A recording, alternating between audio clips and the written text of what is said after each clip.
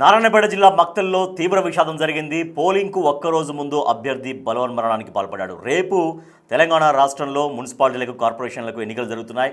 So నిన్న సాయంత్రం దాకా ప్రచారం సాగింది. కానీ ఇవాళ ఒక్కరోజు గ్యాప్ తర్వాత రేపు ఉదయం నుంచి పోలింగ్ స్టార్ట్ అవుతుంది. అయితే కౌన్సిలర్ సీటుకు పోటీ చేసినటువంటి బీజేపీ అభ్యర్థి మహాదేవ్ బలవన్మరణానికి పాల్పడ్డాడు. నిన్న సాయంత్రం వరకు ప్రచారం చేశాడు. మహాదేవ్ ఎంపీ డీకే అరుణతో కలిసి ప్రచారం నిర్వహించాడు. ఇవాళ ఉదయం ఇంట్లో మహాదేవ్ బలవన్మరణానికి పాల్పడ్డాడు. సో మున్సిపల్ ఎన్నికల బరిలో కౌన్సిలర్ అభ్యర్థులుగా ముగ్గురు అన్నదమ్ములు వాళ్ళు ఉన్నారు. సో మహాదేవ్ బీజేపీ తరపు నుంచి బరిలో ఉన్నారు, అన్న కాంగ్రెస్ తరపు నుంచి బరిలో ఉన్నారు, తమ్ముడు బీఆర్ఎస్ నుంచి బరిలో ఉండి మళ్ళీ డ్రాప్ అయినట్టుగా తెలుస్తోంది. సో మరి ఎందుకు నిన్న సాయంత్రం దాకా ఓట్లు అభ్యర్థించినటువంటి మహాదేవ్ ఎందుకు బలవన్మరణానికి పాల్పడ్డాడు అనేది ఒక బిగ్ సస్పెన్స్గా మారింది. ఒక తీవ్ర ఉత్కంఠ రేపుతుంది. ఎందుకు చనిపోయాడు అనే దానిపైన ఎవరన్నా ప్రెజర్ చేశారా, లేకపోతే ఎవరైనా బెదిరించారా, ఏం జరిగింది? మా ప్రతినిధి మహబూబ్నగర్ నుంచి శంకర్ గౌడ్ మరింత సమాచారం అందిస్తారు. శంకర్ గౌడ్ నిన్న సాయంత్రం వరకు ప్రచారంలో పాల్గొని ఓటర్లను అభ్యర్థించి రేపు ఎలక్షన్ ఈ సమయానికి ఆల్రెడీ పోలింగ్ కూడా నడుస్తూ ఉంటుంది. బట్ ఏంటి అనుమానాస్పద మరణం ఎందుకు జరిగిందని చెబుతున్నారు?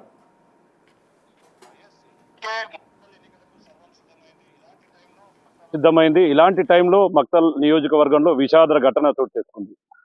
ఎవరైతే బీజేపీ పార్టీ తరపు నుంచి మక్తల్ నియోజకవర్గానికి సంబంధించి 6వ వార్డు అభ్యర్థిగా ఉన్నటువంటి ఎరకలి వ్యక్తి, ఆయన ఈరోజు పూర్తిగా ఆయన సూసైడ్ చేసుకున్నాడు, మరణానికి పాల్పడ్డాడు. మహాదేవ్ అనే వ్యక్తి కూడా 6వ వార్డు నుంచి పోటీలో ఉంటున్నాడు, ఎరకలి మహాదేవ్.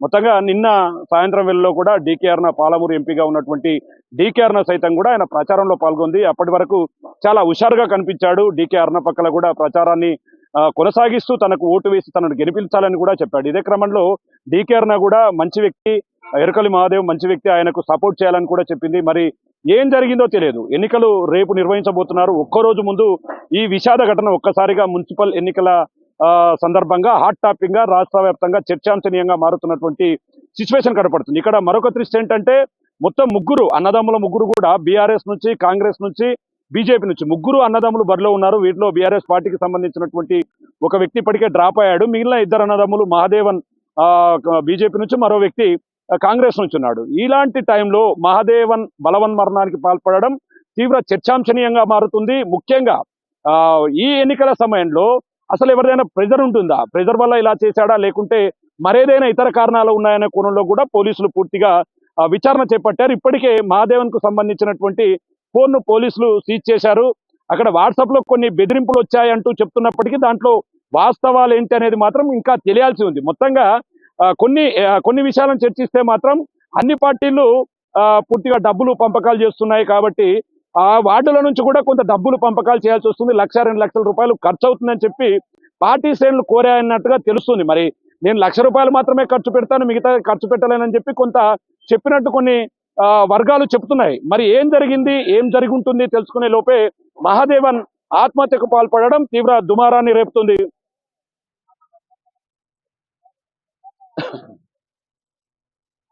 కాన్ఫిడెంట్ గా ఉన్నట్టే, ఎక్కడ కాన్ఫిడెన్స్ ఎక్కడ లూజ్ కాలేదు. ఆ నామినేషన్లు వేసిన దగ్గర నుంచి ఎక్కడ ఉపసంహరించుకోకుండా, ఎక్కడ డ్రాప్ కాకుండా ప్రచారం నిర్వహించి తన ప్రచారానికి బీజేపీ పెద్దలు కూడా వచ్చారు. డీకే అరుణ స్వయంగా వచ్చిందంటే కూడా ఇంకా బాగానే కాన్ఫిడెన్స్ ఉన్నట్టే తను పోటీలో ఉండి గెలవాలని.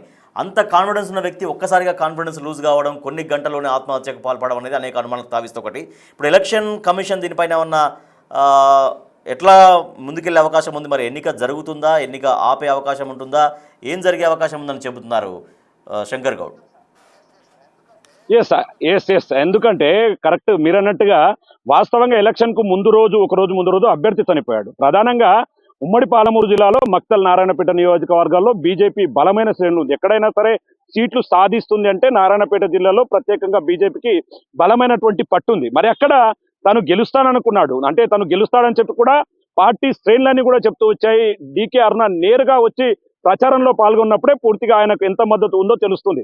మరి ఇలాంటి టైంలో ఆయన ఎందుకు ఆత్మహత్య చేసుకున్నాడు? పూర్తిగా బీజేపీ బలంగా ఉన్నటువంటి ప్రాంతంలో ఉన్నటువంటి అభ్యర్థి బలవన్మరణానికి పాల్పడడంతో ఒక్కసారిగా ఇదంతా రాష్ట్ర వ్యాప్తంగా చర్చాంశనీయంగా మారింది. మరి ఇలాంటి టైంలో ఎన్నికల సంఘం ఎలాంటి నిర్ణయం తీసుకోబోతుంది? మరి పార్టీ అభ్యర్థి ఇప్పటికే చనిపోయాడు, మరి ఆయన ప్లేస్ లో ఎలా ఈ ఎన్నికలు నిర్వహించాలి? మరి తర్వాత నిర్వహిస్తారా లేదంటే ఏం చేస్తారనేది మాత్రం సర్వత్రా ఆసక్తిని రేపెత్తిస్తున్నటువంటి సిచ్యువేషన్ కనపడుతుంది.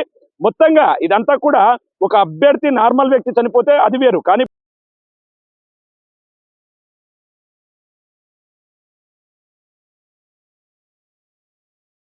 తీవ్ర స్థాయిలో దుమారం రేపుతుంది. ఇప్పటికి దీనికి సంబంధించి బీజేపీ రాష్ట్ర అధ్యక్షుడు రామచంద్రరావుతో పాటు డీకే అరుణ సైతం కూడా అక్కడికి వచ్చే అవకాశాలు కనిపిస్తున్నాయి. అక్కడ దీనికన్నా పూర్తి కారణాలను విశ్లేషిస్తున్నారు. మొత్తంగా ఆ కుటుంబాన్ని చూస్తే పూర్తిగా విలవిలలాడుతుంది, దుఃఖ సాగరంలో మునిగిపోయింది.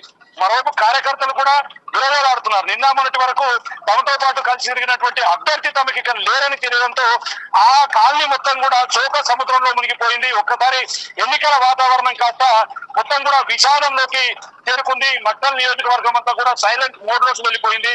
ఈ రోజు ఏర్పాట్లు జరుగుతున్నాయి, రేపు ఎన్నికలు జరగాల్సి ఉంది. ఇలాంటి టైంలో ఈ విధమైనటువంటి ఘటన ఒక్కసారిగా రాష్ట్ర వ్యాప్తంగా సంచలనంగా మారుతుంది. పోలీసులు మరి ఏం తేల్చబోతున్నారు? ఇప్పటికే ఆయనకు సంబంధించినటువంటి ముగ్గురు అన్నదమ్ములు బరిలో ఉన్నప్పటికీ ముగ్గురు కూడా సయోధ్యతో ఉన్నారు. ఇద్దరు ముగ్గురు మధ్య ఎక్కడ కూడా గొడవలు లేవు, కొట్లాటలు లేవు, అలాంటివి ఏం లేవు. తమ్ముడు ఇప్పటికే బీఆర్ఎస్ పార్టీ నుంచి ఆయన విత్డ్రా చేసుకున్నాడు. మరి కాంగ్రెస్ పార్టీ అభ్యర్థిగా ఉన్నటువంటి ఈ వ్యక్తి మన మహాదేవన్ అని ఇద్దరే ఉన్నారు. ఇలాంటి టైంలో ఇద్దరి మధ్య సయోధ్య ఉంది, ఏ పార్టీ నుంచి ఒత్తిడి లేదు. మరి ఎందువల్ల జరిగింది అంటే ఆర్థిక సమస్యలు ఏమైనా కారణమై ఉంటాయా? డబ్బుల పంపకాల విషయంలో తను తెలియనన్న బాధ ఏమైనా ఉంటుందా? లేకుంటే కుటుంబంలో మరేదైనా కారణం ఉంటుందా? మనకైతే పూర్తిగా తెలియాల్సినటువంటి అంశం అయితే ఉంది. మొత్తంగా ఇది మాత్రం మొత్తంగా ఇప్పటికే బీజేపీ పార్టీ శ్రేణులు కూడా మక్తలు చేరుకుంటున్నాయి. అక్కడ పరిస్థితిని అంచనా వేస్తూ కుటుంబ సభ్యులతో కలిసి వారిని ఓదార్చే ప్రయత్నం అయితే చేస్తున్నటువంటి పరిస్థితి అక్కడ కనిపిస్తుంది. Right, thank you Shankar Goud. అది నారాయణపేట జిల్లా మక్తల్లో తీవ్ర విషాదానికి సంబంధించినటువంటి వార్త మనం చూస్తున్నాం. అక్కడ మున్సిపల్ కౌన్సిలర్గా బీజేపీ నుంచి మహాదేవ్ అనేటువంటి వ్యక్తి బరిలో ఉన్నాడు. నిన్న సాయంత్రం దాకా ప్రచారం నిర్వహించాడు. రేపు ఉదయం ఎలక్షన్ మొదలు కాబోతోంది. తెలంగాణ రాష్ట్రంలో మున్సిపల్ ఎన్నికలకు అంటే మున్సిపాలిటీలకు కార్పొరేషన్లకు రేపు పోలింగ్ జరగబోతోంది. సో నిన్న సాయంత్రం 5 గంటల వరకు ప్రచార గడువు ముగిసింది. కానీ ప్రచార గడువు ముగిసినటువంటి కొద్ది గంటలకే ఇవాళ ఉదయం కల్లా ఆయన ఆత్మహత్యకు పాల్పడ్డాడు. సో మహాదేవ్ ఎందుకు బలవన్మరణానికి పాల్పడ్డాడు అనేది ఇప్పుడు ఎవరికి అంతుబట్టని విషయం. సో నిజంగా తన ఆత్మవిశ్వాసం కనుక కోల్పోయి ఉంటే అసలు ఆ నామినేషన్ వేసిన సమయం తర్వాత ఉపసంహరణ గడువు ఉంటుంది, అప్పుడే పోటీలో నుంచి బయటకు రావడానికి అవకాశం ఉంటుంది, నామినేషన్ విత్డ్రా చేసుకోవచ్చు. నామినేషన్ విత్డ్రా చేసుకోకుండా పోటీలో ఉండి నిన్న సాయంత్రం దాకా చివరి నిమిషం దాకా ప్రచారం నిర్వహించి మనం చూడొచ్చు. డీకే అరుణ కూడా అక్కడ ప్రచారంలో పాల్గొన్నారు. డీకే అరుణ కూడా ప్రచారంలో పాల్గొన్న తర్వాత అంటే బీజేపీ పెద్దల నుంచి కూడా తనకి చాలా వరకు సపోర్ట్ ఉందనేది మనకు చాలా క్లియర్గా అర్థమవుతుంది. మరి ఎందుకు బలవన్మరణానికి పాల్పడ్డాడు? బీజేపీ పెద్ద నాయకులు పట్టించుకోలేదు అని కూడా కాదు. బీజేపీ నుంచి ఉన్నటువంటి చాలా సీనియర్ నాయకురాలు డీకే అరుణ కూడా అక్కడ ప్రచారం నిర్వహించారు మహాదేవ్ తరపున. మరి ఎందుకు సరే గెలుపు ఓటములు అనేవి సహజంగా ఒక ఎలక్షన్ ప్రాసెస్లో గెలుపు ఉంటుంది, లేకపోతే ఓటమి ఉంటుంది. సో అది తెలిసిన తర్వాతనే బరిలోకి దిగుతారు. ఒక అది సర్పంచ్ కానీ, ఎమ్మెల్యే కానీ, కౌన్సిలర్ కానీ, ఏదైనా కానీ 4 కావచ్చు, 5 కావచ్చు, పోటీ ఇంకెంతమందైనా పోటీ చేయొచ్చు. కానీ గెలిచేది మాత్రం ఒక్కరే, ఓడేది మిగిలిన మంది. సో అది తెలిసిన తర్వాతనే పూర్తి క్లారిటీతోనే ఎన్నికల బరిలో దిగుతారు. సో 5 పోటీలో ఉంటే 5 గెలవరు, 4 గెలవరు, 3 గెలవరు. కేవలం గెలిచేది ఒక్కరే, ఓడేది అందరూ. సో అది తెలిసే వాళ్ళు బరిలోకి దిగుతారు. మరి ఎందుకు ఓటమి భయం పట్టుకుందా? ఎందుకంటే బీజేపీ పెద్దల సపోర్ట్ కూడా చాలా మెండుగా కనిపిస్తోంది. ఆ ఏరియాలో బీజేపీకి కొంత బలమైనటువంటి క్యాడర్ కూడా ఉన్నట్టుగా తెలుస్తోంది. మరి ఇటువంటి సమయంలో మొత్తం జరగాల్సినటువంటి ప్రక్రియ మొత్తం జరిగిన తర్వాత, ఎందుకంటే ఏం జరిగినా కూడా రేపు ఇక ఓటర్ తీర్పిచ్చేది రేపు కాబట్టి ఆయన చివరి నిమిషం దాకా ప్రచారం చేశాడు.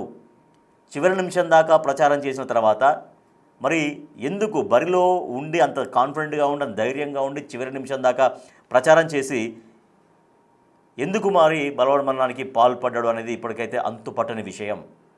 సో రేపు ఎలక్షన్ జరగబోతుంది తెలంగాణ రాష్ట్రంలో మున్సిపాలిటీలకి, కార్పొరేషన్లకి. సో మరి మహాదేవ్ అనేటువంటి వ్యక్తి ఎందుకు బలవన్మరణానికి పాల్పడ్డాడు? సో వాళ్ళ ఇంట్లో 3 అన్నదమ్ములు ఉంటే 3 అన్నదమ్ములు ఒకతను కాంగ్రెస్ నుంచి బరిలో ఉన్నారని తెలుస్తోంది, మరొకతను బీఆర్ఎస్ పార్టీ నుంచి బరిలో ఉండి ఆ తర్వాత నామినేషన్ విత్డ్రా చేసుకున్నారని తెలుస్తోంది. మరి మహాదేవ్ అయితే బీజేపీ నుంచి పోటీలో ఉన్నాడు. నిన్న సాయంత్రం దాకా చివరి నిమిషం దాకా కూడా ఆయన ప్రచారం నిర్వహించినటువంటి వ్యక్తి మరి కొద్ది గంటల్లోనే ఎందుకు బలవన్మరణానికి పాల్పడ్డాడు? సో రేపు ఈ సమయానికి దాదాపుగా 2 గంటల సమయం అవుతుంది పోలింగ్ స్టార్ట్ అయ్యి. రేపు ఈ సమయానికి 2 గంటలు గడిచినట్టు అవుతుంది. కానీ ఈ నిమిషంలో ఈ సమయంలో ఎందుకు బలవన్మరణానికి పాల్పడ్డాడు ఆ వ్యక్తి? సో ఇప్పటికే బీజేపీ నాయకులందరూ కూడా అక్కడ గ్రామానికి బయలుదేరినట్టుగా తెలుస్తోంది. వాళ్ళ కుటుంబ సభ్యుల దగ్గరికి వెళ్తున్నట్టుగా తెలుస్తోంది. మరి ఈ సమయంలో ఎలక్షన్ కమిషన్ ఎటువంటి నిర్ణయం తీసుకుంటుంది? రేపు అక్కడ ఎన్నిక జరుగుతుందా? ఆ మున్సిపల్ వార్డుకు సంబంధించి ఎన్నిక జరుగుతుందా, ఆగుతుందా? ఎందుకంటే అక్కడ ప్రధాన పార్టీ అభ్యర్థి బరిలో ఉన్నాడు కాబట్టి ఖచ్చితంగా గెలుపోవటంలకు సంబంధించిన ప్రభావితం చేసేటువంటి పార్టీలు సహజంగా కొన్ని ప్రధాన పార్టీలు ఉంటాయి. తర్వాత చాలామంది ఇండిపెండెంట్ అభ్యర్థులుగా కూడా పోటీ చేస్తుంటారు. కానీ ప్రధాన పార్టీ పోటీదారుగా ఉన్నారు, ప్రధాన పార్టీ అభ్యర్థిగా ఆయన ఉన్నారు కాబట్టి మరి రేపు సహజంగా ప్రధాన పార్టీనే కాదు ఎవరున్నా కూడా ఎలక్షన్ కమిషన్ అనేది ఒక నిర్ణయానికి వస్తుంది. మరి అక్కడ వార్డులో పోటీ చేసేటువంటి క్యాండిడేట్ మరణించాడు కాబట్టి ఆ ఎలక్షన్ అనేది నిర్వహించాలా వద్దా అనే దాని మీద ఎలక్షన్ కమిషన్ నిర్ణయం తీసుకుంటుంది. సో దట్టు ఒక ప్రధాన పార్టీ నుంచి అభ్యర్థిగా ఉన్నారు కాబట్టి మరి రేపు అక్కడ మక్తల్లో మహాదేవ్ పోటీ చేసినటువంటి ఆ వార్డులో మున్సిపల్ వార్డులో ఎన్నిక ఉంటుందా లేదా అన్నది ఇప్పుడైతే కొంచెం సస్పెన్స్గా మారింది. కొద్దిసేపట్లో దీనికి సంబంధించినటువంటి ముఖ్యమైనటువంటి అంటే క్లారిటీగా సమాచారం తెలిసేటువంటి అవకాశం ఉంది. నాకు ధైర్యం ఉంది గెలిచడంతా తెలుస్తాను కానీ డాడీని పెట్టారని డాడీ పేరు అన్నాడు డాడీకి తెలిస్తే